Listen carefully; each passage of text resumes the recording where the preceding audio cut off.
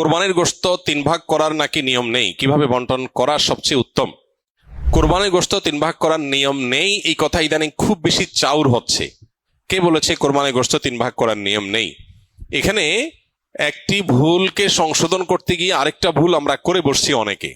আর সেটি হলো, কোরবানির গোশত এ সম্পর্কে আল্লাহ রাব্বুল আলামিন কোরআনে হাকিমে বলেছেন, ফাকুলু মিনহা ওয়া তাইমু আল কানিআ ওয়াল মুতাররা। কোরবানি গোশত নিজেরা খাবে এবং সেই সাথে নিজের আত্মীয় স্বজন, প্রতিবেশী, বন্ধু বান্ধব, আপনজন তাদেরকে খাওয়াবে, আরেক ভাগ গরিব দুঃখী অভাবী মানুষদেরকে দিবে, অর্থাৎ 3 ভাগে ভাগ করবে। এটা মুস্তাহাব, ভালো। যে জিনিসটা আমাদের সমাজের সংশোধন যোগ্য সেটা হলো, সমাজের ভাগ নামে কোনো পশু থেকে থোক গোশত তুলে রেখে 1/3 গোশত সরিয়ে রেখে মোড়ল মাতবররা তাদের মতো করে তারা বন্টন করেন। এটা একদিক থেকে তো ভালো দেখা যায় যে সামাজিকভাবে উদ্যোগ নিয়ে যদি বন্টন করা হয় সব গরিবরা সমান হারে পাবে, উপযুক্ত মানুষদের ঘরে ঘরে পৌঁছে যাবে, এটা ভালো। এটা আসলেই ভালো তখন যদি শরিকদের কারোর কোনো আপত্তি না থাকে। সবাই যদি বলে হ্যাঁ ঠিক আছে, এটা খুব সুন্দর পদ্ধতি, আমাদের সবার কোনো দায় দাবি নাই, সবার তরফ থেকে একটা গরুতে 7 ভাগে কোরবানি দেওয়া যায়, 7 ভাগ থেকে বা যে কয় ভাগে আছে সবার তরফ থেকে টোটাল গোশতের 3 ভাগের 1 ভাগ রেখে এলাকাতে দায়িত্বশীল যারা আছেন, মুরব্বী যারা আছেন, গণ্যমান্য যারা আছেন, তাদের অধীনে ওলামা একরাম, ইমাম সাহেবদের মাধ্যমে পুরো এলাকাতে গরিবদের মধ্যে বন্টন করো, আমাদের আপত্তি নাই। কারো যদি আপত্তি না থাকে কোনো অসুবিধা নাই, এটা ঠিক আছে। যেহেতু এই জাতীয় ক্ষেত্রে একজন মানুষ তার নিজস্ব কোনো আত্মীয় আছে, গরিব আছে দূরে, তাকে একটু বেশি করে দিবে বা তার মতো করে সে একটু বন্টন করবে, এই বিষয়গুলোর সুযোগ যেহেতু থাকে না ওই সমাজের ভাগ আলাদা করে তুলে ফেলার কারণে, এই বিষয়টা যদি কোনো শরিকদের কারোর আপত্তি থাকে তাহলে এটা উচিত না, তাহলে সেক্ষেত্রে তার হক নষ্ট হবে। কারণ কারোর কোরবানি গোশত তিনি কি করবেন না করবেন, তাছাড়া 3 ভাগ করার যেহেতু ফরজ না, ওয়াজিব না, আবশ্যক না, অতএব আপনি জোর করে তার কাছ থেকে নিবেন না, এটা হলো মূল বিষয়। অতএব খোলাসা কথা হলো, এই 3 ভাগের 1 ভাগ সমাজের ভাগ যেটা উত্তোলন করা হয়, এটা উত্তোলন করে যদি গরিবদেরকে পৌঁছানো হয়, আর যাদের কোরবানি তাদের যদি এটা নিয়ে কোনো আপত্তি না থাকে তাহলে কোনো অসুবিধা নাই, আদায় হয়ে যাবে সবার কোরবানি, এবং এটা কোনো গুনাহের বিষয় না, বরং সওয়াবের বিষয়। আর যদি কারোর আপত্তি আছে বলে মনে হয় তাহলে সেক্ষেত্রে এটা না করে তারটা তাকে স্বাধীনতা দেওয়া উচিত। তিনি 3 ভাগ করবেন না, একটু কম বেশ করবেন, শরীয়ত যেহেতু তাকে বাধ্যতামূলক করে নাই, অতএব সেটা তার উপর ছেড়ে দেওয়া উচিত। কিন্তু 3 ভাগ করে কিছুটা নিজে খাওয়া, কিছুটা আত্মীয় স্বজন, কিছুটা গরিব দুঃখীকে দেওয়া, এটা মুস্তাহাব, এটা ভালো, এটা করা উচিত। একটা বাজে দৃশ্য দেখতে পাচ্ছি আমাদের সমাজে, সেটা হলো আমরা লক্ষ্য করছি যে অনেকেই কোরবানি গোশত সব নিয়ে ফ্রিজে তুলছেন। খুবই দুর্ভাগ্যজনক বাস্তবতা। যেখানে গরিব দুঃখীর হক আছে, তাদেরকে দেয়া দরকার, তাদের জন্য 1 ভাগ রাখার নির্দেশনা শরীয়তে আছে, সম্ভব হলে আরো বেশি রাখা উচিত, সেটা না করে বেশিরভাগ মানুষজন আজকাল সব ফ্রিজে ভরে রাখে, নামকা অস্তে সামান্য কিছু গরিব দুঃখীকে দিয়ে আর বাকিটা স্তূপ দিয়ে রাখে সারা বছরের গোশত সংগ্রহ রাখার প্রয়োজনে। তো এটা কোরবানির তাৎপর্যকে নষ্ট করে। যে লোক আল্লাহকে সন্তুষ্ট করবার জন্য কোরবানি করেছে, সওয়াবের উদ্দেশ্যে কোরবানি করেছে, এটা তার কাজ হতে পারে না। অতএব 3 ভাগের 1 ভাগ করে গরিব দুঃখীকে গোশত দেওয়ার ব্যাপারটিতে আমাদের আরো বেশি আন্তরিক হওয়া উচিত। সম্ভব হলে বেশিরভাগ গরিব দুঃখীকে দিয়ে সামান্য একটু নিজে রাখলে আরো ভালো, যদি মনে হয় গরিব দুঃখী অভাবী মানুষের সংখ্যা বেশি হয়। অতএব 3 ভাগ করতে শরীয়ত ফরজ বা আবশ্যক করে নাই, ওয়াজিব করে নাই, এটা ঠিক, কিন্তু এর মানে এই না যে আমাদের সব গোশত ফ্রিজে নিয়ে ভরা উচিত, সেটাও ঠিক না। অতএব আল্লাহ তাআলা আমাদেরকে বুঝার তৌফিক দান করুন।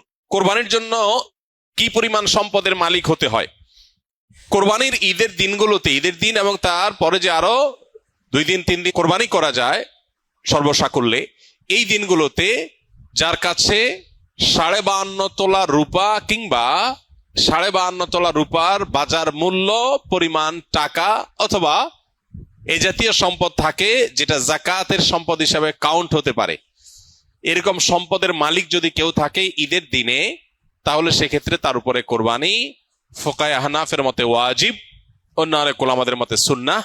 এই যে দিনগুলোতে কোরবানি ওয়াজিব বা আবশ্যক, এটার জন্য ওই নেশাব পরিমাণ সম্পদ 52.5 তোলা রূপার সমপরিমাণ সম্পদ, এটা 1 বছর থাকা জরুরি না। জাকাতের জন্য 1 বছর থাকলে যখন জাকাত আসে, কোরবানির জন্য 1 বছর থাকা জরুরি না, এই দিনগুলোতে থাকলেই কোরবানি বর্তায়। আমরা বিভিন্ন কবিরাজের কাছে তাবিজ কবজ নিয়ে থাকি, এগুলো ব্যবহার করা কি জায়েজ ইসলামের শরীয়তের দৃষ্টিকোণ থেকে জানাবেন প্লিজ। প্রথম কথা হলো যে নবী করিম সাল্লাল্লাহু আলাইহি সাল্লামের এক্ষেত্রে চিকিৎসার পদ্ধতি ছিল হলো ঝাড়ফুঁক, তিনি ঝাড়ফুঁক দিতেন। অতএব ঝাড়ফুঁক দেওয়ার এই আমলটা আমাদের করা দরকার এবং এই অভ্যাসটা বাড়ানো দরকার। সাহাবীদের মধ্যে কেউ কেউ সূরা ফাতিহা লিখে ঝুলিয়ে রেখেছেন, এটি সাব্যস্ত হয়। এই জন্য অনেক উলামা ইকরাম বলেন শেফার নিয়তে বিশেষ করে বাচ্চারা যারা পড়তে পারে না, এদেরকে যদি কোরআনের কোনো আয়াত, হাদিসে বর্ণিত কোনো দোয়া লিখে ঝুলিয়ে দেওয়া হয় সেটা জায়েজ আছে। বাকি হাদিসে যে মান আল্লাকা তামিমাতান ফাকাদ আশরাকা রয়েছে, যে ব্যক্তি তামিমা ঝুলালো, মাদুলি ঝুলালো, সে শিরক করলো। এখানে এই শ্রেণীর উলামা ইকরামের মত হলো এই হাদিসের দ্বারায় বিভিন্ন প্রতিমাদের নামে যে তামিমা ঝুলানো হতো বা তামিমাকে আলাদা কোনো প্রভাবশালী মনে করে তামিমা বা মাদুলি ঝুলানো হতো সেটার কথা বলা হয়েছে। যদি কেউ কোরআনে কারীমের আয়াত পড়ে ঝাড়ফুঁক দেয় সেটা হবে সরাসরি সুন্নাহ। নবী করিম সাল্লাল্লাহু আলাইহি সাল্লাম কখনো তাবিজ দেন নাই, ব্যবহারও করেন নাই, দিতে বলেনও নাই। তবে তিনি যেটা করেছেন সেটা হলো কি, পানি বা তেল বা শরীরে বিভিন্ন বস্তুতে দোয়া পড়ে, দুরুদ পড়ে, কালাম পড়ে আল্লাহর ফু দিয়েছেন, এটাকে ঝাড়ফুঁক বলা হয়। এটা হলো সুন্নাহ। আর বাকি কোরআন কারীমের আয়াত এবং কোরআন হাদিস বর্ণিত দোয়া দিয়ে যদি শুধুমাত্র তাবিজ ঝুলানো হয়, যারা পড়তে পারে না, অসুবিধা হয়, তাহলে সেক্ষেত্রে এটাকে ওলামা ইকরাম জায়েজ বলেছেন। অনেক ওলামা ইকরাম জেনারেলি সব ধরনের তামিমাকেই নাজায়েজ বা নিষেধ বলেন। তবে নিরাপদ হলো সুন্নাতে থাকা, অর্থাৎ ঝাড়ফুঁকের মধ্যেই থাকা। বাকি তাবিজ কবজে আজকাল দেখা যায় বিভিন্ন নাম্বার লেখা, নাম লেখা, শয়তান টয়তান ইত্যাদি লেখা, এগুলো নাজায়েজের ব্যাপারে কারোর কোনো দ্বিমত বা ভিন্নমত থাকার কোনো কারণ নাই। অনেকে অনেক বিভিন্ন রকমের ওই যে কাঠের গুড়ি, চামড়া ইত্যাদি কেটে ঝুলায় রাখে, এটা লাগালে উপকৃত হবে, এরকম একটা বিশ্বাস থাকে। এটা বৈজ্ঞানিকভাবে বা অভিজ্ঞতা দ্বারাও প্রমাণিত না, আবার কোরআন হাদিসের আলোকে প্রমাণিত না। বিধায় এই বিষয়গুলো সন্দেহাতীত ভাবে কুসংস্কার।